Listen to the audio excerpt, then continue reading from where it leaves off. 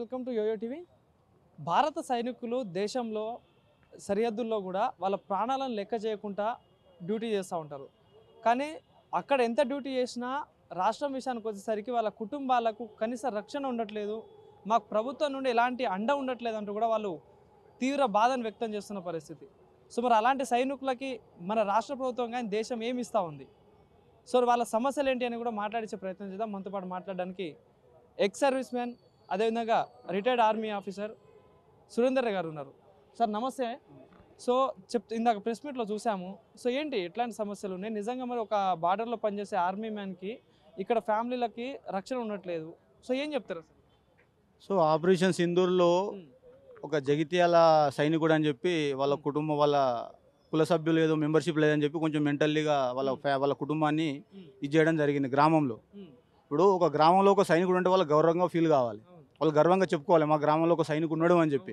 కానీ అలాంటి గ్రామంలో ఆ సైనికుని కుటుంబానికి వాళ్ళు ఇవాళ తోడుగా నిలబడకుండా ఇలాంటి ఆపరేషన్ సింధూర్ లాంటి సందర్భంలో వాళ్ళు మీరు సంఘంలో కుల సంఘంలో మీరు మెంబర్షిప్ కట్టండి, ఇప్పుడే కట్టండి, లేకుంటే ఏదో మూడో ప్రపంచం వస్తుంది సునామీ వచ్చి కొట్టుకుపోతాం అన్నట్టు విధంగా వాళ్ళు మిస్బిహేవ్ చేసి వాళ్ళ కుటుంబ సభ్యులను మెంటల్గా టార్చర్ చేయడం జరిగింది.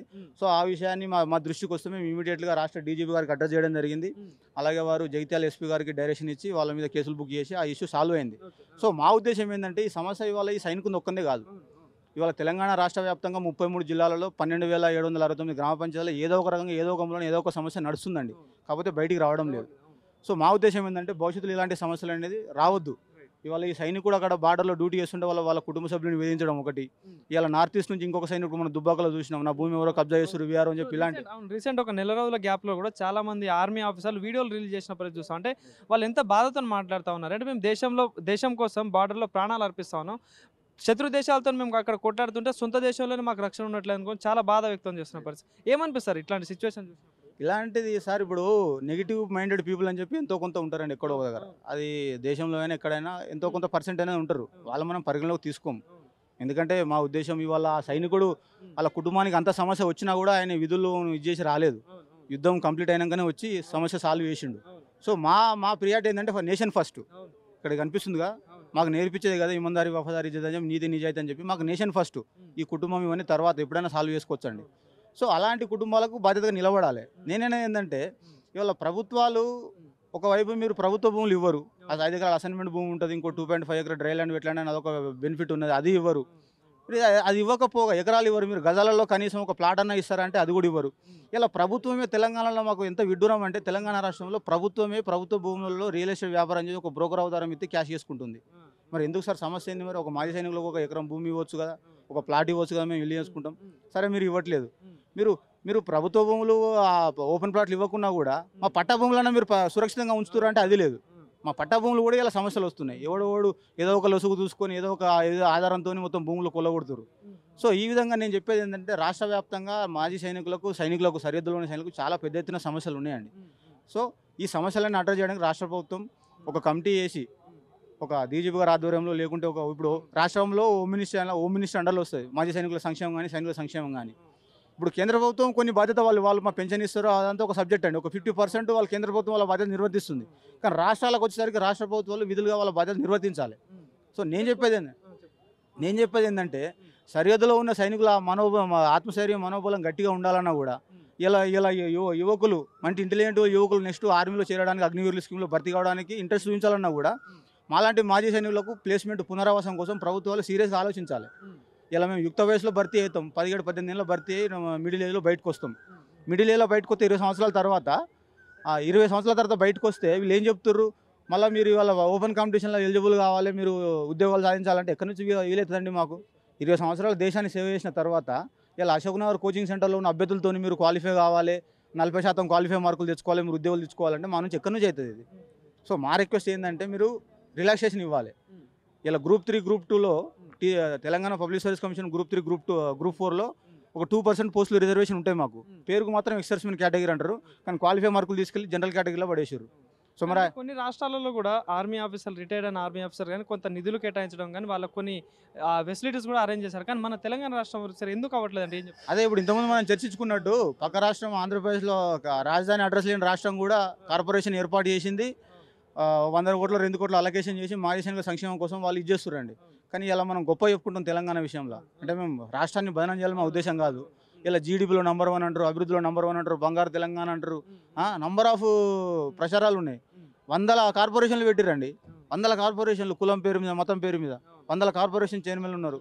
అప్పులు తెచ్చారు, లక్షల కోట్ల అప్పులు తెచ్చారు. మరి మా కోసం ఒక్క మాజీ సైనికుల కోసం ఒక్క ఎక్స్ సర్వీస్మెన్ కార్పొరేషన్ పెట్టడానికి మీకు ఎందుకు మనసు రావట్లేదు? అంటే మీరు దేశభక్తి మరి ఏమైనా తేడా ఉన్నదా? ఎందుకు మరి మా సైనికుల పట్ల మీరు ఎందుకు ఇట్లా నిర్లక్ష్యం చేస్తారని చెప్పి నేను అడుగుతున్నా సార్. సో ఇంకా ఎట్లా ఇందాక చెప్పినట్టు మన ఏదైతే సార్ది ప్రాబ్లం చూసుకుంటే ఇట్లా రాష్ట్రంలో చాలా ప్రాబ్లమ్స్ ఉన్నాయి సార్. దేశం కోసం ఎంతో కష్టపడతా ఉంటారు. సో వాళ్ళకి 6 నెలలకోసారో 3 నెలలకోసారి సంవత్సరంకోసారి లీవ్ ఉంటుంది. సో ఇక్కడ ఫ్యామిలీలకు రక్షణ అనేది ఉండకపోవచ్చు. చాలా ప్రాబ్లమ్స్ ఫేస్ చేస్తూ ఉంటారు. సో ఏం సందేశం అంటే ఏం రిక్వెస్ట్ చేస్తూ ఉన్నారు ప్రభుత్వానికి ఇట్లాంటి సిచ్యువేషన్? సార్ ప్రభుత్వానికి, ప్రజలకు, సమాజానికి నేను చేసే రిక్వెస్ట్ ఒకటే సార్. ఒక సైనికుడు సంవత్సరానికి 12 నెలల్లో కేవలం 3 నెలలు మాత్రమే లీవ్ రాగలుగుతాడు. మిగతా 9 నెలలు వాళ్ళ కుటుంబాలు, వాళ్ళ ఆస్తుల బాధ్యత ఈ ప్రభుత్వాలది, ప్రజలది, సమాజానిది.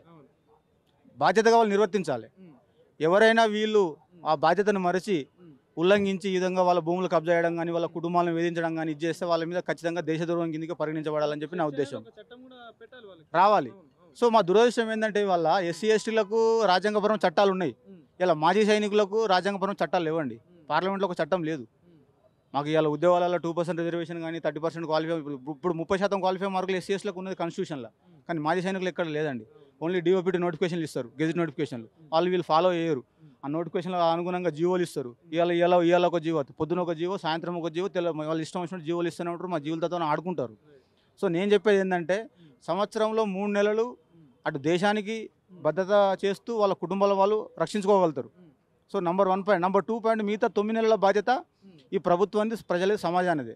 అదనంగా ఇవాళ మాజీ సైనికులు మేము ఏం చేస్తున్నామంటే రాష్ట్ర వ్యాప్తంగా ఏదైతే రిటైర్మెంట్ అయ్యేస్తామో ఇవాళ అన్ని జిల్లాలలో ఎక్స్ సర్వీస్మెన్ అసోసియేషన్ అనేది మేము ఫామ్ చేసుకున్నామండి. ఎందుకంటే మా యూనిటీ మాకు ఉండాలి, మా సమస్య మేము చేయాలని చెప్పి. ఇలా ప్రభుత్వాలు అడ్రస్ చేయకుండా కూడా, వాళ్ళ దృష్టి పోకుండా కూడా మా దృష్టికి వస్తాయి. సో అదేవిధంగా ఈ జగిత్యాల రమేష్ గారిని ఒక సమస్య మా అడ్రస్కి వచ్చింది. ఇమీడియట్లీ మేము యాక్షన్ తీసుకున్నాం, సొల్యూషన్ అయింది. సో నేను చెప్పేది ఏంటంటే ప్రభుత్వాలు, ప్రజలు, వ్యక్తులు, సమాజం మాజీ సైనికుల సంక్షేమం పట్ల, మాజీ సైనికుల బాధ్యతల పట్ల, వాళ్ళ హక్కుల పట్ల, వాళ్ళ భూముల పట్ల బాధ్యతగా నిర్వర్తించాలని నేను కోరుకుంటున్నాను.